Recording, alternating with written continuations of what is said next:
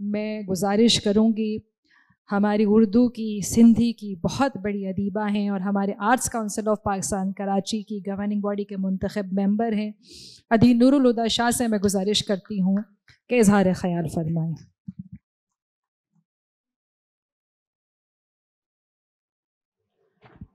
بہت شکریہ، اتنے معزز، میرا خیال ہے کہ نام لینے کی ضرورت نہیں ہے۔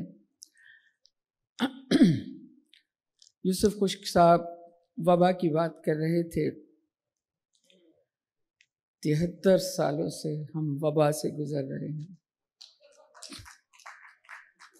نفرت کی وبا، تضحیک کی وبا، حق تلفی کی وبا، جس میں سب سے زیادہ شدت نفرت کی وبا میں رہی ہے۔ ہم سب کو جس نے گھیرا ہے، ہم میں سے کوئی بھی اس سے بچ نہیں سکا ہے، یہاں تک کہ اسی وبا کی شدت میں بیمار ہو کر ہم نے مشرقی پاکستان کو علیحدہ کر دیا، مگر ہماری بیماری، یہ وبا ختم نہیں ہوئی، ہو ہی نہیں پا رہی۔ میں کچھ دن پہلے زہرا آپا کے ساتھ بیٹھی ہوئی تھی، میں نے ان سے بھی یہ سوال کیا۔ زہرا آپا اردو شاعری کا، اردو زبان کا بہت بڑا نام ہے، میں سندھی زبان کی سندھی ادب کے چھوٹا سا نام ہوں۔ ایک ہی ٹیبل پر بیٹھے ہوئے تھے، باتیں ہو رہی تھیں، میں نے پوچھا زہرا آپا یہ نفرت کیسے ختم ہوگی، اس کا علاج کیا ہے؟ جو کچھ انہوں نے کہا وہ اپنی جگہ، ظاہر ہے کہ میں یہاں لمبی گفتگو ہو جائے گی، لیکن احمد شاہ کو جو ہم کریڈٹ دے رہے ہیں اس وقت، آرٹس کونسل میں جو احمد شاہ نے کمال کیا ہے، جو وبا کے ان دنوں میں اردو کانفرنس منعقد کر کے انہوں نے کمال کیا ہے، دراصل یہ صرف اردو کانفرنس منعقد کرنے کا کمال نہیں ہے۔ جس وبا کا میں ذکر کر رہی ہوں، جس وبا کا علاج ادیب کے پاس ہے، فقط ادیب کے پاس ہے، فقط شاعر کے پاس ہے، فقط دانشور کے پاس ہے، فقط تاریخ دان کے پاس ہے، فقط ہر اس ہاتھ میں ہے جس کا ہاتھ سماج کی نبض پر الفاظ کے ساتھ رکھا ہے۔ آج ہم ان حالات میں، ایسی وبا کے دنوں میں، مسیحائی کے کام کو گیپ نہیں آنے دیا، یہ کمال ہے۔ نفرت کی وبا کے دنوں میں جو مسلسل چل رہی ہے، تضحیک کے وبا کے دنوں میں جب پاکستان سے ہم دیکھ رہے ہیں کہ لوگ صرف کورونا میں نہیں مر رہے، آپ دیکھ رہے ہیں پاکستان سے انسان مرتا چلا جا رہا ہے، ہجوم زندہ ہوتا چلا جا رہا ہے، ہر طرف لوگ ہیں مگر کسی کے بھی اندر محبت نہیں ہے، کسی کے بھی اندر انصاف نہیں ہے۔ محبت اور انصاف چھوڑ دے، کسی کے اندر سلجھے ہوئے الفاظ نہیں ہیں، وہ الفاظ جو دراصل مسیحائی کا کام کرتے ہیں۔ ایسے حالات میں اور پھر کراچی سمیت سندھ پورا،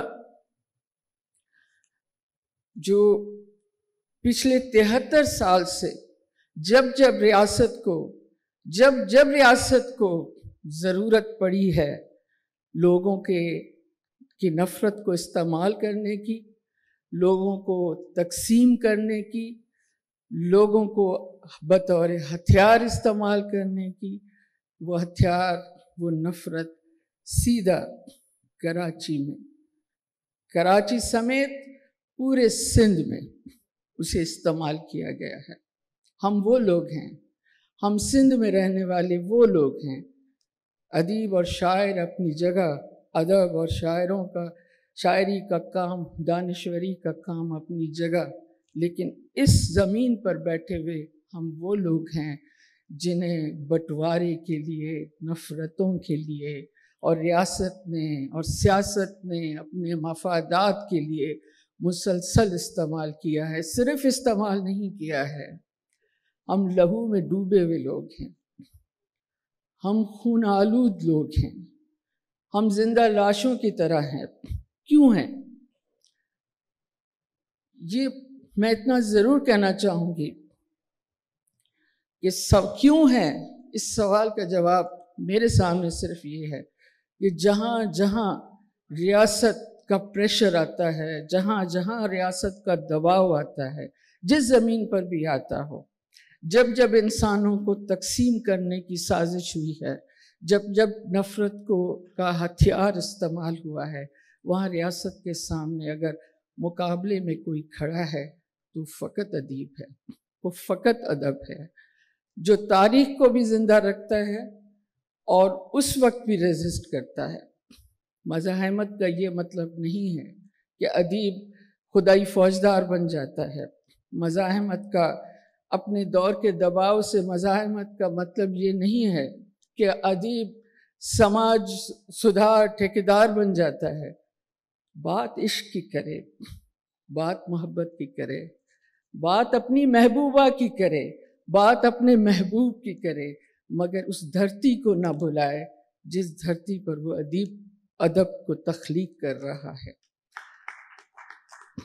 ان انسانوں کو نہ بھلائے جو کردار بننے چاہیے اس کے الفاظ میں، ان انسانوں کو نہ بھلائے جنہیں استعمال کیا جاتا ہے اور جنہیں تتر بتر کر کے، جنہیں ریزہ ریزہ کر کے کسی کو سندھی بنا دیا، کسی کو مہاجر بنا دیا، کسی کو بلوچی بنا دیا، الگ الگ کر کے پھر لڑا دیا۔ قصور سب کا کیا ہے؟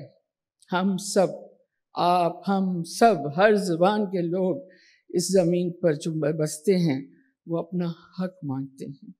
ایک ادیب کی، ادب کی، چاہے اردو کا ادیب ہو، چاہے بلوچی کا ادیب ہو، چاہے سندھی زبان کا ادیب ہو، وقت کو، نفرت کو مٹانے کے لیے وقت کو، لوگوں کو اس کی سپورٹ کی ضرورت ہوتی ہے۔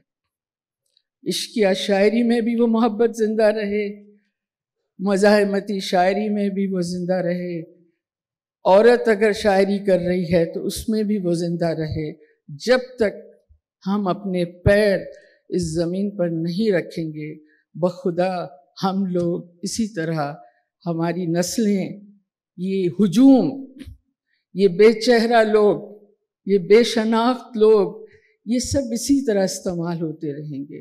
آج ہم میں بہت سے ادیب نہیں ہیں، کل ہم بھی ان بہت سوں کی طرح ہم بھی نہیں ہوں گے۔ پیچھے جو چیز رہ جائے گی، احمد شاہ سمیت ہم میں سے جب کوئی نہیں ہوگا، پیچھے جو چیز رہ جائے گی وہ ایک سوال ہی رہ جائے گا، ہم سب اس وقت کیا کر رہے تھے؟ ہم سب اس وقت کہاں تھے جب لوگوں کو ہتھیار بنا کر استعمال کیا جا رہا تھا؟ کسی بھی زبان کی خوبی یہ ہے، کسی بھی زبان کی، اردو سمیت، سندھی سمیت، بلوچی سمیت، سرائکی، پنجابی، انگریزی زبان تک لے جائیں، کسی بھی زبان کی خوبی یہ ہے کہ جسے جو بھی پڑھنے والا، جس زبان کا پڑھنے والا جب اسے پڑھے تو اسے اس کی محبت پر یقین آئے، وہ اس کا حصہ بن جائے۔ میں احمد شاہ کی تعریف کرنا کبھی کبھی لگتا ہے کہ بہت زیادہ نہ ہو جائے اور ہم ایک روایت نبھا رہے ہوں، مگر ایسا نہیں ہے۔ کراچی میں جب نفرت کی، جب تعصب کی آگ جل رہی تھی، جب لوگ گھروں میں چھپے بیٹھے تھے، جب جان کو خطرہ ہوتا تھا، اس زمانے سے دو لوگوں کے میں نام لوں گی، ایک آج ہم میں نہیں ہے، دوسرا خدا کرے ہم میں ابھی برسوں موجود رہے۔ ایک آصف فرقی تھا، ایک احمد شاہ ہے۔ میں نے آصف فرقی کی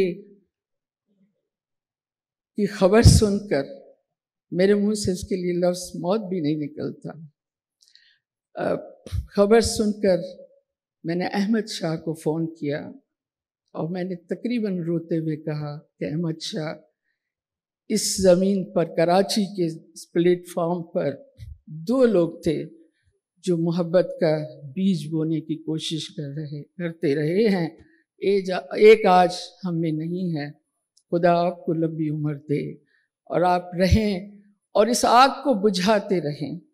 میری درخواست ہے، یہاں جو بھی ادیب موجود ہیں، جو بھی ادیب ہمیں سن رہے ہیں، جس بھی زبان سے ان کا تعلق ہے، خدا را الفاظ کے ذریعے، تخلیقات کے ذریعے، سوچ کے ذریعے اس مرتے ہوئے ہجوم کو زندہ کرنے کا کام کیجیے۔ اس دھرتی پر محبت کا بیج بار بار بوئیے، فصل بار بار بوئی جاتی ہے، بار بار کبھی تباہ ہو جاتی ہے، کبھی ہری بھری ہو جاتی ہے، مگر کسان تھکتا نہیں ہے۔ ہم وہ کسان ہیں، ہمیں ہل چلاتے رہنا چاہیے، ہمیں بیج بوتے رہنا چاہیے۔ بہت شکریہ۔